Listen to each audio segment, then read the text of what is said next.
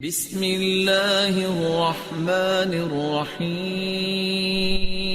کھڑے ہوتے ہیں تو آئیے چند باتیں آج جمعے کی فضیلت کے تعلق سے رکھنے کی کوشش کروں گا۔ یقیناً مکمل فضائل رکھنا ممکن نہیں ہوں گے میرے لیے، جو کچھ میرے نظروں سے گزرا، جو کچھ میں جمع کر پایا، وہ چیزیں میں آپ کے سامنے رکھنے کی کوشش کر رہا ہوں۔ حالانکہ جمعہ کی فضیلت اس سے کئی گنا انشاءاللہ زیادہ ہے، لیکن جو باتیں میری سمجھ میں آئی، جو میری نظروں سے گزری، وہ باتیں میں آپ کے سامنے رکھنے کی کوشش کرتا ہوں۔ یاد رکھیں۔ آئیے سب سے پہلی چیز تو اللہ رب العزت قرآن میں فرماتا ہے، سورہ قصص کی آیت نمبر 68 میں بیان کرتا ہے اور فرماتا اور کہتا ہے وَرَبُّكَ يَخْلُقُ مَا يَشَاءُ وَيَخْتَارُ۔ اللہ فرماتا اور کہتا ہے اور تیرا رب پیدا کرتا ہے جو چاہتا ہے اور چن لیتا ہے۔ اللہ تعالیٰ جو چاہتا ہے پیدا کرتا ہے اور اس میں سے سلیکٹ کر لیتا ہے، چن لیتا ہے۔ مطلب اللہ تعالیٰ نے جو چاہا اپنی مخلوقات میں پیدا کیا اور اس کے بعد ان میں سے جس کو چاہا اس کو پسند کیا، سلیکٹ کر لیا۔ ٹھیک، یہ بات میں کیوں رکھ رہا ہوں؟ اس لیے کہ اللہ رب العزت نے کئی انسان پیدا کیے، اربوں اور خربوں انسان پیدا کیے، لیکن ان میں سے کچھ کو اللہ نے چن لیا۔ وہ اللہ کے چنندہ لوگ تھے جن کو مصطفیٰ کہا جاتا ہے، the selected one, the chosen one. اور وہ کون تھے؟ انبیاء علیہ السلام۔ وہ بھی انسان ہیں، وہ بھی مرد ہیں، لیکن تمام مردوں پر ان کی فضیلت ہے، اس لیے کہ اللہ کا سب سے بڑا احسان کسی انسان پہ جو ہوتا ہے، علماء لکھتے ہیں وہ یہ ہے کہ اللہ اس کو نبوت کے لیے چن لے۔ چوزن ون ہے، دا سلیکٹڈ ون ہے، تو اللہ نے ان کو چن لیا۔ تو انسانوں میں کچھ کو چن لیا، ان کی فضیلت بیان کر دی۔ انبیاؤں کی فضیلت تمام انسانیت بھی مل جائے تو ایک نبی کے درجے کو نہیں پہنچ سکتی، تمام انسانیت کی نیکیاں ملا لی جائے تو بھی ایک نبی کی نیکیوں کو نہیں پہنچ سکتی۔ ٹھیک ہے، تو یہ ان کا مقام ہے، یہ ان کا مقام ہے۔ انبیاء کے بعد پھر انسانوں میں سے کسی کو چنا تو وہ ہے جو انبیاء کے پیروکار بنے، جن کو حوارین یا صحابہ کہا جاتا ہے۔ تو ان کو بھی سلیکٹ کر لیا، ان کو بھی چوز کر لیا، اور جب ان کو سلیکٹ کر لیا، ان کو چوز کر لیا، تو ان کا مقام کیا ہے وہ بھی ہم جانتے ہیں کہ نبی اکرم صلی اللہ علیہ وسلم فرماتے ہیں اگر تم میں کا ایک احد پہاڑ کے برابر بھی خرچ کر دے اور میرا ایک صحابی ایک مد یا آدھا مد یا ایک مٹھی یا آدھا مٹھی عام زبان میں کہوں اگر جو بھی صدقہ کر دے تو اس کے برابر تم نہیں پہنچ سکتے۔ سمجھ رہا؟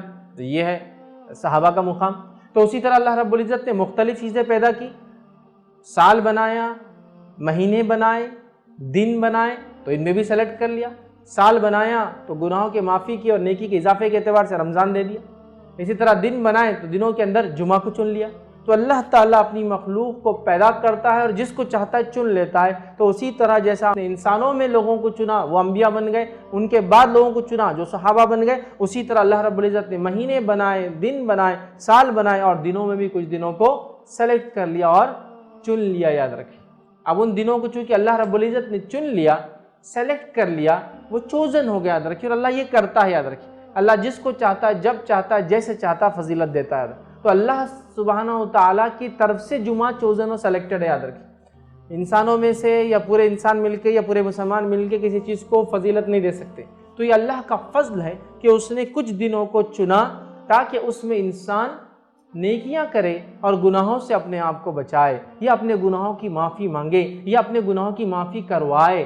تو انہی چوزن، انہی سلیکٹڈ دن میں سے اللہ تعالیٰ نے جو ہفتے میں چنا وہ دن کون سا ہے؟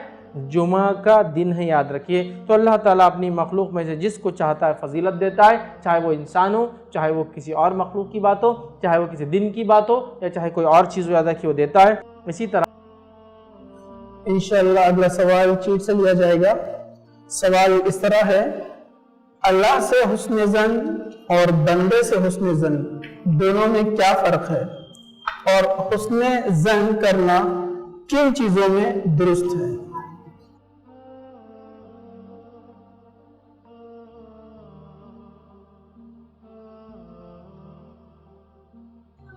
کسی نے ایک سوال کیا کہ اللہ سے حسن ظن اور بندوں سے حسن ظن میں کیا فرق ہے اور حسن ظن کرنا کن چیزوں میں درست ہے۔ دیکھیے، سب سے پہلی چیز اللہ سے حسن ظن کیا ہے، وہ حدیث میں تفصیلات آ گئی کہ اپنے گناہوں سے ڈرنا، اللہ کے جہنم سے ڈرنا، اور اللہ سے امید رکھنا کہ اللہ میری توبہ قبول کرے گا اور مجھے معاف کرے گا۔ یہ حسن ظن ہے اللہ تعالیٰ کی ذات کے تعلق سے۔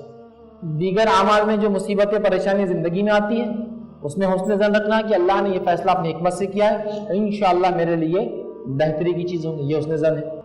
بندوں سے حسن ظن کیا ہے کہ بندوں کے بارے میں اچھا گمان اور اچھا خیال رکھنا ہر حالت میں۔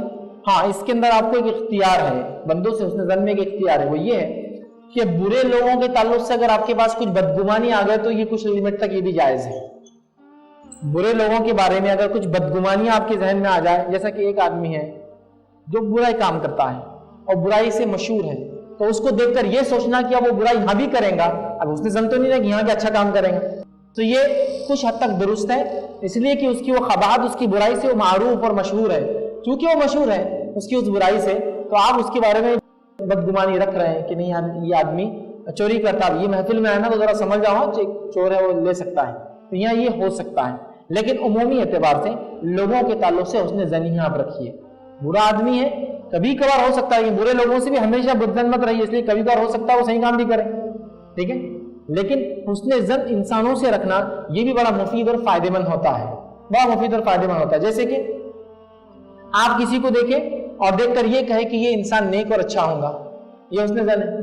ہمارے پاس یہ ہوتا دیکھتے ہی ارے یہ میرے کو بہت برا آدمی دکھ رہا ہے، ہمارا رول یہ ہے کہ کوئی بھی آدمی برا ہے جب تک کہ اس کی اچھائی ثابت نہ ہو، شریعت کا رول یہ ہے کہ سارے لوگ اچھے جب تک کہ اس کی برائی ثابت نہ ہو، رول یہ ہے۔ تو ہم حسن ظن کے خلاف کیا کرتے ہیں؟ انسانوں کے تعلق سے بدگمانی کرتے ہیں۔ اچھا، بدگمانی کرنے کے بعد ایک تو ہم پہلے ہی مینٹل پریشر میں آ جاتے ہیں بدگمانی سے، دوسرا کچھ تو بھی وہ ایسی حرکت کر دے پھر بولتا رہے دیکھو ہم نے صحیح بدگمانی کی تھی۔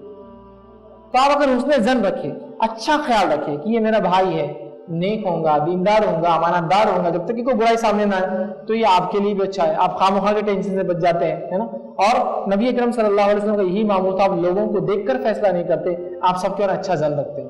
صحابہ کو بھی آپ دیکھیں، صحابہ کی زندگی ایسی تھی، لوگوں کو دیکھ کے حسن ظن رکھتے ہیں، اچھا گمان کرتے جب تک کہ ان کی برائی سامنے نہ آ جائے۔ تو ہمیں بھی یہی رول رکھنا چاہیے۔ تو اللہ سے حسن ظن یہ کہ ہم ہمیشہ اس کے بارے میں یہ سوچیں جو بھی وہ کرتا ہے حکمت کے تحت کرتا ہے۔ موت کے وقت حسن ظن یہ ہے کہ اللہ تعالیٰ جو ہے ہم لوگوں کو انشاءاللہ مغفرت کریں گے، معاف کریں گے گناہوں کے باوجود بھی، ٹھیک ہے، اور ہم پر رحم کریں گے، یہ حسن ظن ہے، ٹھیک ہے۔